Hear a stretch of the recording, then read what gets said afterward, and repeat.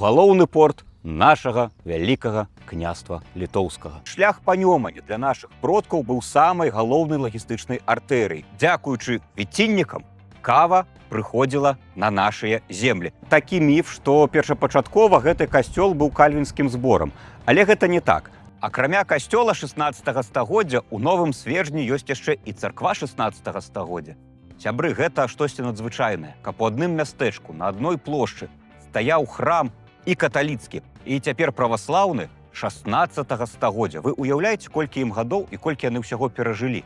І фундатары гэтых храмаў яснавяльможныя радзівілы. Царква, канешне, крышку маладзейшая за касцёл, літаральна на некалькі год ці дзесяцігоддзя, але гэта ўсё фундацыя радзівілаў. І гэта адзін і той жа архітэктурны стыль.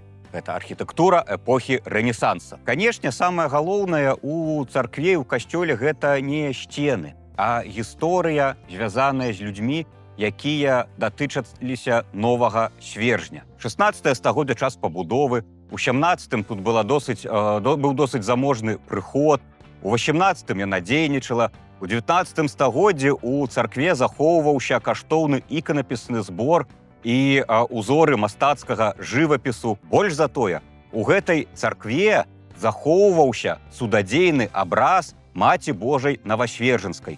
Гэта не толькі месца было для паломніцтваў, але і месца, дзе захоўваўся каштоўны узор нашага мастацтва. Гэта іканапіс 17-18 стагоддзя. Ну, на жаль, цудадзейны абраз быў страчаны ў 20 стагоддзі.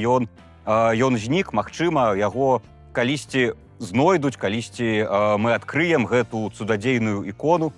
Але бываюць і такія сітуацыі, што цудадзейныя абразы знікаюць. Пасля Другой сусветнай вайны царква была зачынена. Ну, зараз яна адрадзілася, тут зноў адбываецца літургія і храм ўсё яшчэ адраджаецца і аднаўляецца. Але ж гэта радзівілаўскае мястэчка, а радзівілы былі шчодрымі фундатарамі для духоўных устаноў. У 18 стагоддзі побач з Новасвержанскай царквой узводзіцца базыльянскі кляштар. І не проста кляштар, а тут, дзякуючы яснавяльможным радзівілам, узнікае першая у вялікім княстве літоўскім духоўная семінарыя для белага духавенства. У грэчаскай традыцыі мы добра ведаем, ёсць чорнае духавенства, гэта манахі. Іх школка была ў 18 стагоддзі ў Жыровічах. А вось белае духавенства нідзе не навучалася.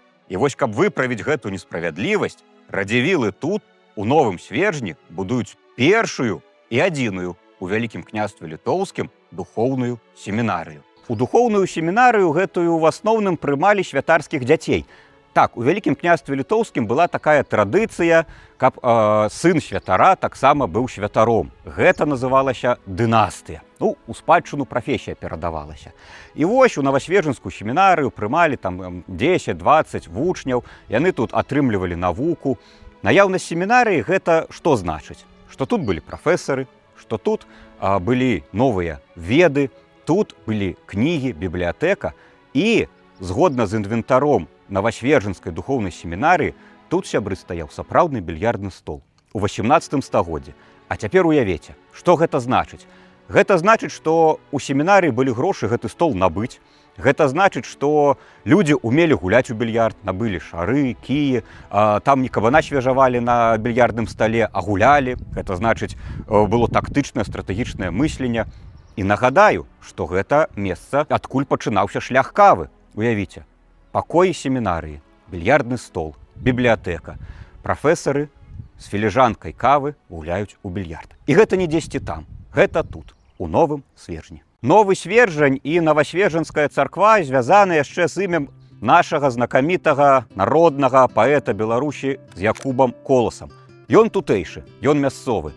Менавіта сюды ў царкву ездзілі на старонках Новай зямлі яго сваякі.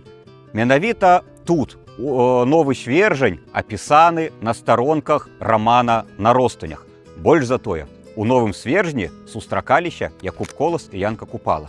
Янка Купала прыехаў да Якуба Коласа на госці, ну і потым адзін сябар пайшоў праважаць іншага. Яны дабраліся до Новага Свержня, выпілі тут кавы, а можа і не кавы, хто ведае, гісторыя пра гэта нам не кажа. Колас паклыпаў к сабе ў сядзібу, а Янка Купала пайшоў у Стоўбцы на вакзал. Вы бачыце, колькі ўсяго у гэтым адным мястэчку. Новы Свержань – гэта класічнае мястэчка. Што за мястэчка без сапраўднай сінагогі? Сябры, вы не паверыце, але ў Новым Свержні сінагога захавалася. Вось яна, Новасвержанская гаротная сінагога. Канешне, у параўнанні з храмамі ў цэнтры яна маленькая дзяўчынка. Яна ўсяго-то з 19 стагоддзя. Ну, для нашых мястэчак гэта сапраўды вялікі здабытак, што сінагога захавалася. Яна зараз у такім вось не надта прывабным выглядзе, ну, так сталася гістарычна, мы добра ведаем трагедыю Халакоста, трагедыю Вялікай Айчыннай вайны, але ж сінагога тут была. Тут жыла габрэйская грамада вялікая і быў свой храм. Яна падаецца досыць дробненькай, але гэта не так, яна мае 2 паверхі, яна мае вялікую малітоўную залю. Вось, гэта мураваны будынак 19 стагоддзя цудоўнай чырвонай цэглы. І вось паглядзіце, як гісторыя нам распавядае і кажа, хто на будоўлі быў добрым, сумленным, а хто не. Цэмент застаўся, а цэгла развалілася. Высновы будзем рабіць самі. Пра Новы Свержань добра напісаў на старонках сваёй кнігі «Вандроўкі па маіх былых ваколіцах» Владзіслаў Сыракомля, пра якога мы ўжо тут згадывалі. Яго талент пісьменніка ён праявіўся яшчэ і ў тым, што ён быў адным з першых трэвел-блогераў на нашых землях. Ён праехаў па сваіх родных ваколіцах і вельмі трапна апісаў усё, што ён пабачыў. Адметнасць яго твораў у тым, што хоць цяпер бяры, чытай Сыракомлю, і мы пабачым тое ж самае. Яскравы прыклад – Новы Свержань. Язджаем у мястэчка. Гэта маленькі і непрыглядны горад. Вось на шырокай вуліцы туляцца маленькія дамы, некалькі корчмаў, далей паштовая станцыя, млын, плябанія і невялічкі старасвецкі цагляны касцельчык. Рынак са сваімі убогімі драўлянымі крамамі, мураваная царква і 2 поўныя гразі вуліцы. Гразь часоў Сыракомлі высохла. Тут класік памыліўся. Памыліўся ён і яшчэ ў адным моманце. Як бачым, Сыракомля апісаў і касцельчык, і царкву, і вуліцы, і камяніцы. Тут ён пісаў і пра гандаль, гэта ўсё на яго старонках ёсць. Але і класікі памыляюцца. Вось ён піша, як бачым, няма тут ніякіх вартых увагі выдатнасцяў. Ёсць. Сыракомля памыляецца.